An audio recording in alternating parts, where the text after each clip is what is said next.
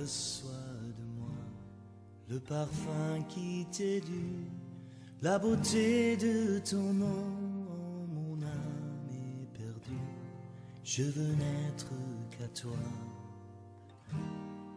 Jésus, je t'aime.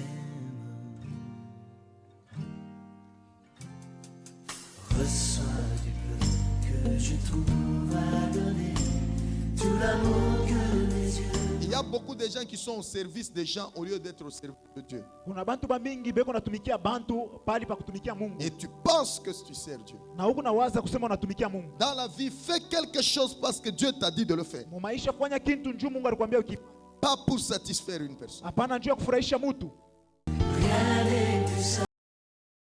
Très heureux de vous retrouver nombreux à cette émission La Voix du Salut, une émission chrétienne qui vise le salut des âmes par Jésus-Christ. Nous pouvons nous incliner en prière et nous donnons la parole à notre bien-aimé, l'ancien Obed, pour recommander cet instant entre les mains de Dieu. Prions. Prions. Éternel Dieu de gloire, nous te rendons grâce pour le souffle de vie que tu nous accordes en ce moment. La grâce de nous retrouver encore dans ta présence en ce moment pour être édifiés par ta parole. Nous voulons, Seigneur Dieu des armées, qu'en ce moment tu puisses nous parler au travers de ton instrument, qui est ton serviteur que tu t'es choisi pour ce soir. Instaure nos vies, Père de gloire, que ton salut soit parfait au travers de ces enseignements dans nos vies. Au nom de Jésus-Christ, nous avons ainsi prié. Amen. Amen. Nous sommes dans l'émission La Voix du Salut, ce que je disais, et nous sommes en train de parler sur la 4e partie qui nous parle de deux choses que nous ne devons pas confondre dans la recherche de notre salut. Deux choses. Chaque fois que nous recherchons le salut en Jésus-Christ, nous devons toujours faire allusion à ces deux choses que nous sommes en train d'énumérer point par point. Avec le premier point, nous avons commencé avec le salut lui-même, le salut comme vie. Dieu te donne le salut lorsqu'il te fait quitter la mort pour te donner la vie, et tout comme il te donne le salut en te donnant la récompense. Donc, chaque fois qu'on dit que nous serons sauvés, quelqu'un peut être sauvé lorsque Dieu le fait quitter l'état ou bien la situation désastreuse de la mort vers l'état de la vie, tout comme quelqu'un est sauvé lorsqu'on le fait quitter une situation désastreuse, de honte, de déception, et on lui donne une certaine récompense ou un certain héritage. Donc, au premier volet, on a parlé de la vie et l'héritage ou la récompense, que ce soit ici sur terre, que ce soit dans le siècle à venir où Dieu va nous donner les deux. Nous ne devons pas confondre les deux choses. Et deuxièmement, nous avons encore parlé sur la Bible nous parle d'être un enfant et de ne pas être un enfant, c'est-à-dire être fils. Il y a une différence entre être enfant et être fils. Et nous avons découvert que nous devons être les deux. Donc, il faut que Dieu puisse trouver que nous sommes enfants et qu'il faut que Dieu puisse trouver que nous ne sommes pas enfants. Nous sommes enfants du côté, en termes, lorsqu'on parle de la malice, du point de vue malice, là, nous devons être des enfants. Nous ne devons pas avoir la malice en nous, nous ne devons pas avoir l'orgueil, mais nous devons avoir l'humilité. Du côté de l'enfant, nous voyons l'humilité et il n'y a pas de malice, c'est-à-dire qu'il n'y a pas la présence du péché. Et à ce moment-là, nous avons la vie. Et nous ne devons pas être des enfants. Pourquoi? Parce que nous devons être des fils, parce que l'enfant naît, mais le fils est donné. Donc, selon ce que la Bible nous dit à l'exemple de Jésus-Christ, le fils, c'est celui qui a accès à l'héritage. Donc, si nous voulons que nous puissions être entrer dans l'héritage de Dieu, avoir la récompense, là, nous devons être des fils. Et nous voyons, le fils, c'est lui qui a la maturité. Donc, nous devons avoir la maturité, être mature, être des hommes faits. Et toutes ces choses-là, nous avons découvert ça dans la Bible. Aujourd'hui, nous aimerions parler sur les deux choses aussi que nous ne devons pas confondre dans la recherche de notre salut et nous parlons des livres. Donc, il y a deux fois, chaque fois que la parole de Dieu nous parle des livres, nous ne devons pas confondre les deux types de livres qu'il y a dans la recherche de notre salut. Chaque fois qu'on vous parle des livres, sachez qu'il y a les deux types de livres que nous aurons à découvrir. C'est pourquoi on va nous lire Apocalypse chapitre 20, du verset 12 jusqu'au verset 15. Apocalypse chapitre 20, du verset 12 au verset 15. Et je vis les morts, les grands et les petits, qui se tenaient devant le trône. Des livres furent ouverts, et un autre livre fut ouvert. C'est lui qui est le livre de vie, et les morts furent jugés selon leurs œuvres, d'après ce qui était écrit dans ces livres. La mer rendit les morts qui étaient en elle. La mort et le séjour des morts rendirent les morts qui étaient en eux, et chacun fut jugé selon ses œuvres. Et la mort et le séjour des morts furent jetés dans les temps des feux. C'est la seconde mort, les temps des feux. Quiconque ne fut pas trouvé écrit dans le livre de vie fut jeté dans les temps des feux. Ok. Ici, nous voyons la Bible qui nous parle de deux types de livres. Au verset 12, on nous dit que des livres furent ouverts et un autre livre qui est le livre de vie fut aussi ouvert et un autre livre fut ouvert qui est le livre de vie. Il y a deux types de livres dans la Bible. Il y a le livre de vie et il y a les livres au pluriel. C'est pourquoi ici on a parlé des livres et puis on dit un livre. Le deuxième livre, là qu'on parle du singulier, là nous voyons que c'est le livre de vie. Donc chaque fois qu'on parle du livre au singulier, souvent la Bible nous parle du livre de l'agneau ou bien du livre de vie. Si on dit qu'on a écrit dans le livre de vie, c'est ça le livre de l'agneau, c'est ça le livre au singulier. Et ce livre n'est qu'un seul. Et en dehors de ça, il y a encore des livres au pluriel. C'est là où on a dit des livres furent ouverts. Donc là, nous voyons plusieurs livres. Il y a les livres qui sont aussi ouverts. Alors, dans la recherche de notre salut, nous ne devons pas confondre les deux types de livres. Le livre au singulier et les livres au pluriel. Nous commençons avec le livre au singulier. Le livre qui est au singulier, qui est appelé le livre de vie, tout comme le livre de vie de l'agneau.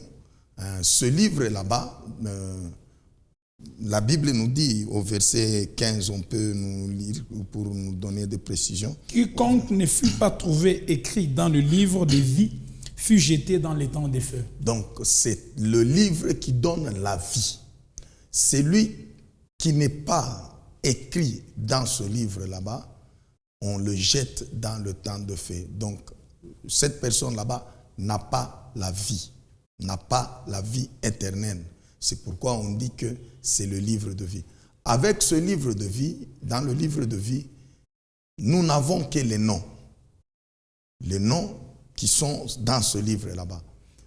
Donc, par exemple, moi, si je suis dans le livre de vie, il y a mon nom, le nom au travers lequel Dieu m'identifie là au ciel. Mais ici sur terre, d'abord, je peux parler du nom que tout le monde m'identifie. Mais ce n'est pas nécessairement le nom que je vais trouver là au ciel. Mais du moins, mon identité est là. Le nom qui est reconnu dans ce livre là-bas, c'est le nom là-bas qui va m'identifier. Moi, par exemple, je suis le pasteur Pierre. Mon nom là-bas, pasteur Pierre.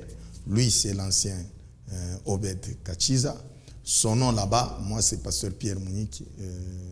Bien pasteur Pierre Mounikiav.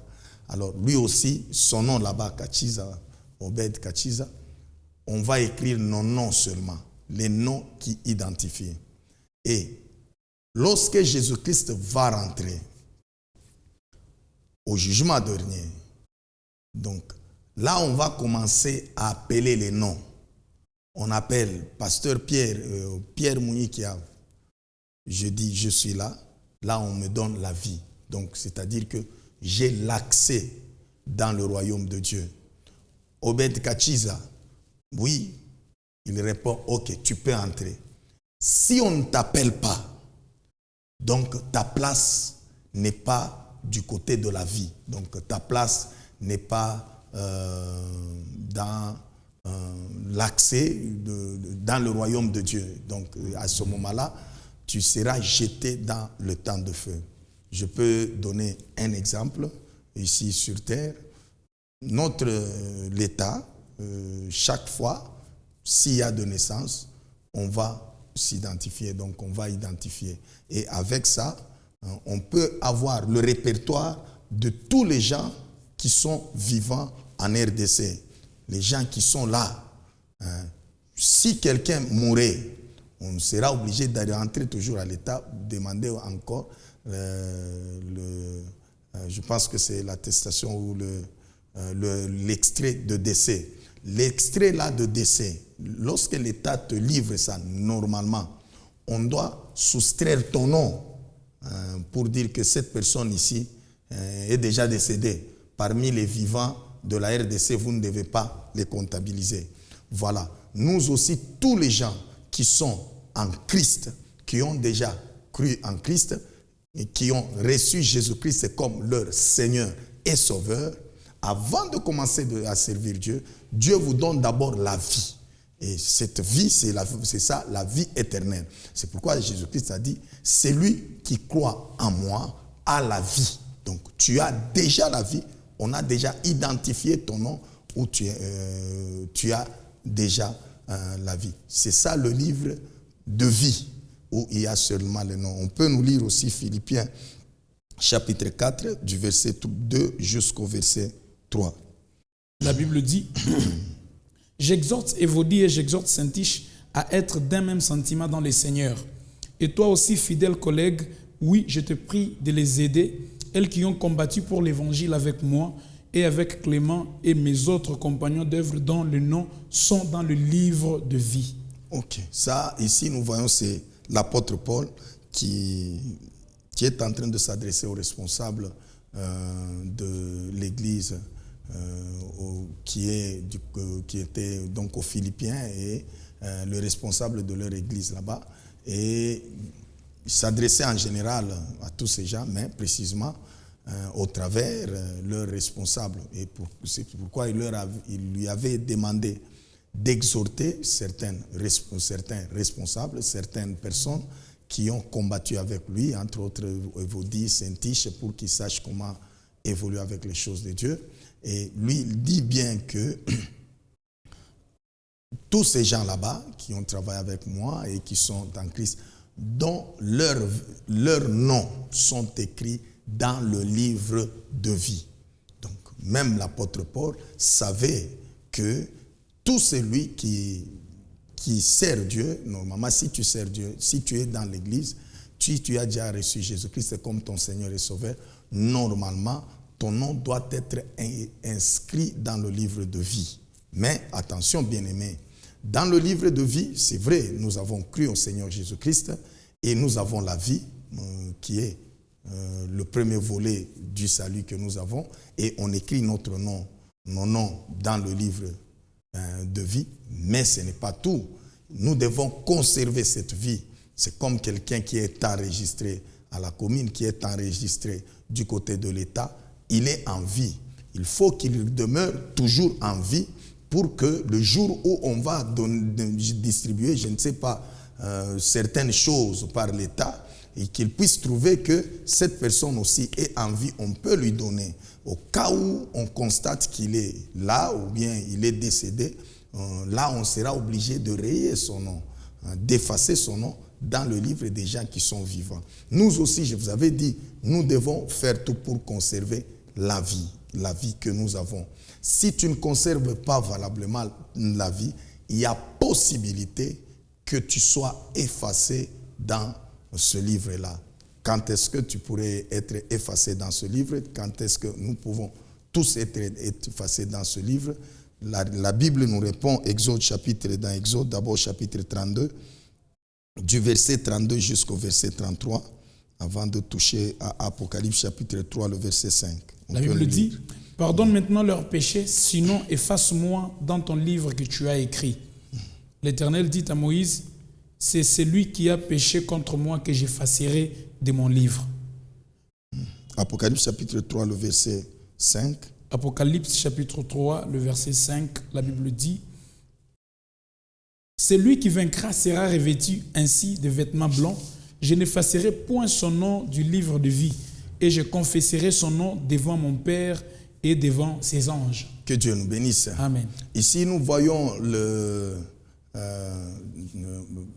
c'est Moïse qui voulait, qui allait demander pardon en faveur des enfants d'Israël, parce que les enfants d'Israël avaient péché. Nous ne voulons pas revenir sur cette histoire là-bas. Maintenant, il est allé, il leur avait dit que, bon, vous avez péché contre l'Éternel, vous avez fait du mal contre Dieu. Je vais maintenant plaider pour nous.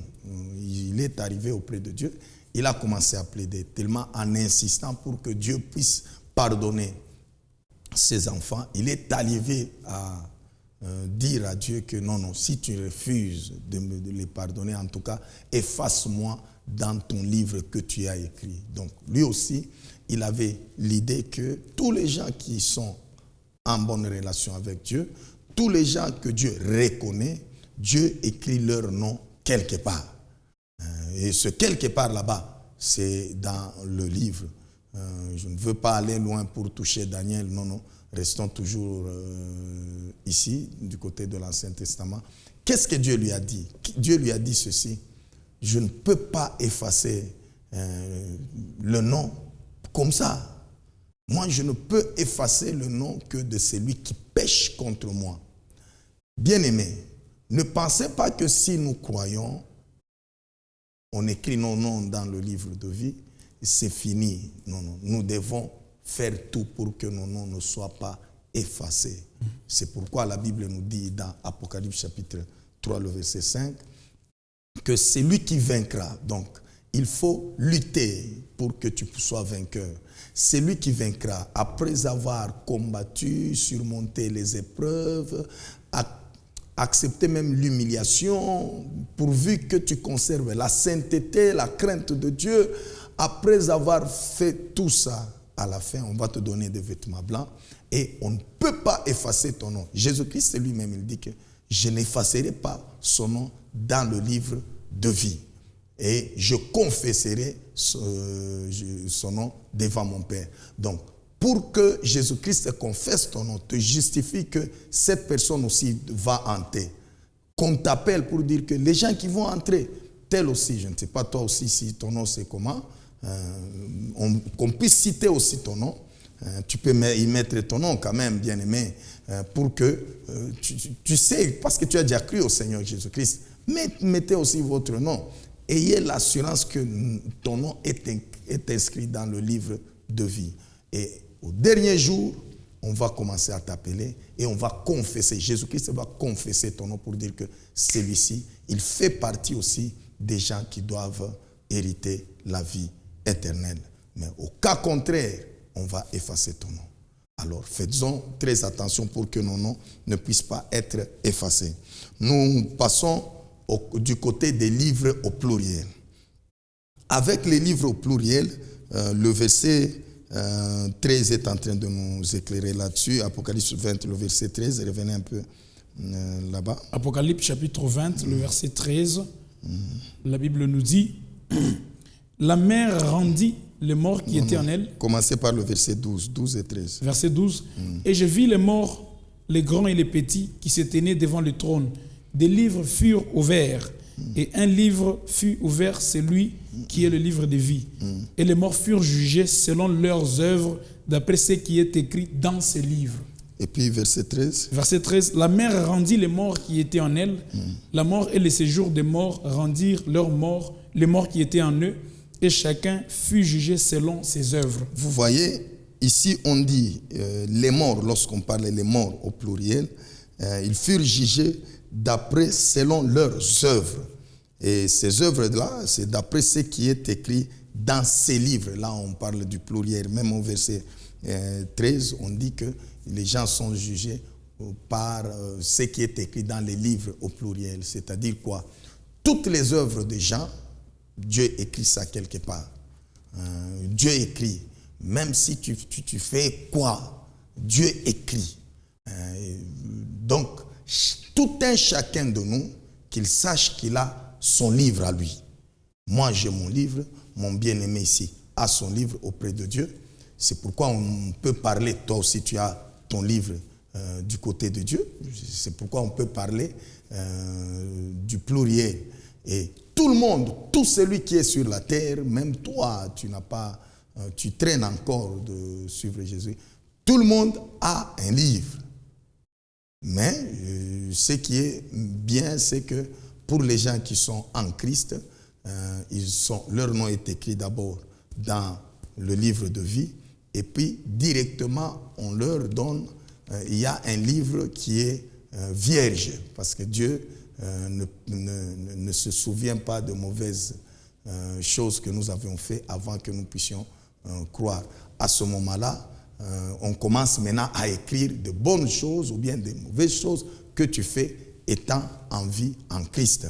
Dieu écrit tout. Tout. Même aujourd'hui, pendant que je suis en train de prêcher, Dieu est en train d'écrire que en telle date, cette personne, mon serviteur Pierre, a prêché et il a parlé sur ça. La fois prochaine, Dieu écrit. Il arrivait que je puisse aider même une veuve, même un orphelin. Chaque acte, même un serviteur de Dieu, pour qu'il puisse aller aussi faire bien l'œuvre de Dieu, je peux lui payer quelque chose. Je peux offrir aussi pour Dieu dans l'église. Je peux contribuer à la construction du temple de Dieu. Je peux donner ma dîme. Je peux faire tout ce que Dieu nous demande de faire. Chaque fois que nous faisons de bonnes actions, tout comme des mauvaises, même si tu fais une mauvaise action, même si tu commets des erreurs, on écrit. Donc, tout est écrit. Alors, rien n'est fait sans être écrit. Donc, sachons que même les paroles, tout ce que... Parce que la Bible dit que les gens, au dernier jour, ils rendront compte des paroles vaines qu'ils auront proférées étant dans leur corps. Donc, tout, même ce que tu dis, l'engagement que tu as pris, on écrit tout.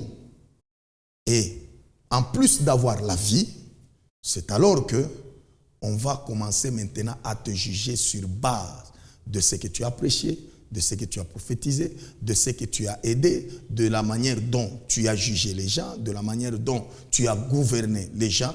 On va commencer à te juger. Chaque fois que tu as un poste de responsabilité, du fait que tu as sous toi les gens qui ont été créés à l'image de Dieu, les gens de Dieu, les personnes que Dieu a créées. Sachez que vous avez des comptes à rendre aussi à Dieu. Donc Dieu va commencer à te rappeler, tu avais fait ça, tu mérites ça, tu avais fait ça. Donc chacun a son propre livre, c'est pourquoi on parle du livre au pluriel. Et dans ces livres, on peut dire que ce sont des livres des actes, ce sont des livres des œuvres. Voilà ce que nous pouvons dire. Je peux donner un petit exemple de l'Ancien Testament. On peut nous lire Esther chapitre 6, le verset 1 à 3 et 8 à 9. À la maison, vous pouvez lire jusqu'au verset 12, à partir du premier verset. Esther chapitre 3. Chapitre 6, 1 à 3 et puis 8 à 9. Chapitre 6, 1 à 3, nous lisons au nom de Jésus. Cette nuit-là, le roi ne put pas dormir et il se fit apporter les livres des annales, les chroniques. On les lut devant le roi. Et l'on trouva écrit ce que Mardochée avait révélé au sujet de Bigtan et de Teresh, les deux eunuques du roi, gardes du seuil, qui avaient voulu porter la main sur le roi Assuérus. Le roi dit, quelle marque de distinction et d'honneur Mardochée a-t-il reçu pour cela? Il n'a rien reçu, répondirent ceux qui servaient le roi. Le verset 9. 8 à 9. 8 à 9. Il faut prendre les vêtements royaux dont le roi se couvre et le cheval que le roi monte et sur la tête duquel se pose une couronne royale, et remettre les vêtements et les chevals à l'un des principaux chefs du roi, puis revêtir l'homme que le roi veut honorer, le promener à cheval à travers la place de la ville et crier devant lui, c'est ainsi que l'on fait à l'homme que le roi veut honorer. Ici, ça nous donne un peu un exemple qui est très palpable par rapport aux gens qui servent Dieu et qui font des bonnes œuvres. Les bonnes œuvres ne sont pas payées nécessairement au moment où on les pose. Là, nous devons retenir cela. Voilà, Mardochée, il avait fait une bonne action en faveur du roi parce qu'il avait démantelé les gens qui devaient faire du mal, qui devaient tuer le roi. Alors, il avait fait de bonnes choses. Il avait sauvé le roi. Et c'était écrit dans le livre des Annales, dans le livre de souvenirs. Sachez que nous aussi, tout ce que nous faisons, Dieu écrit ça dans le livre de souvenirs. Et au moment opportun, au moment convenable, comme je le dis toujours, au moment favorable, au moment convenable, au moment fixé, au temps fixé, Dieu se souviendra. Dieu se souviendra. Dieu se souviendra. C'est pourquoi le roi Assuérus, on est arrivé à ce point là-bas, il a dit, hey, attention, cette personne d'ici, avec ce qu'il a fait, mais qu'est-ce qu'on avait fait de spécial pour lui? Non, rien. C'est non. Cette personne, il faut qu'on fasse quelque chose. Qu'est-ce que je vais faire? On a fait venir même son ennemi. Aman, qu'est-ce qu'on peut faire à la personne que le roi veut honorer? Il a détaillé des choses, on doit lui donner les vêtements royaux, Vous voyez un peu. Donc, là, ce sont des bonnes actions. C'était une bonne action qu'il avait fait et qui lui a procuré la récompense. Sachez que toute œuvre que nous faisons pour Dieu, Dieu est en train d'écrire. Il va te récompenser ici sur terre, comme ce que la Bible dit, et tu auras aussi un héritage, une récompense, là, dans le siècle à venir. N'oubliez jamais cela. Mais Jésus-Christ, par rapport à ces deux éléments, il est en train de dire quelque chose dans Luc chapitre 10, le verset 20. Luc chapitre 10, le verset 20, la Bible dit, « Cependant, ne vous réjouissez pas de ce que les esprits vous sont soumis, mais réjouissez-vous de ce que vos noms sont écrits dans les cieux. » Amen. Amen. Nous pouvons poser des bons actes, nous pouvons chasser les démons, ça c'est l'œuvre de Dieu et nous faisons tout ça. Les disciples sont allés, ils ont chassé les démons, ils sont venus très contents, joyeux là-bas. Oh Jésus, même les démons nous sont soumis. Jésus a dit que non, ne vous réjouissez pas seulement de ce que les démons vous sont soumis, mais réjouissez-vous si votre nom est écrit dans le livre de vie.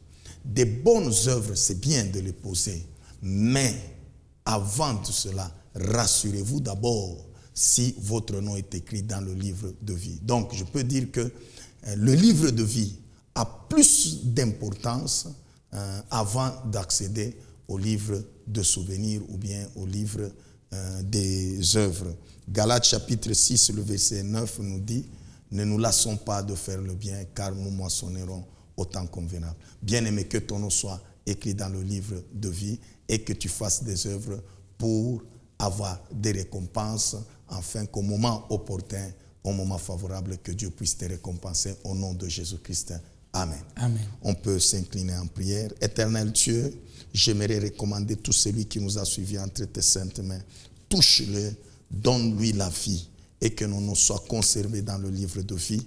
Donne-nous, Seigneur, le courage de poser de bons actes afin que notre livre des œuvres puisse être enrichi de bonnes œuvres au nom puissant de Jésus. Amen.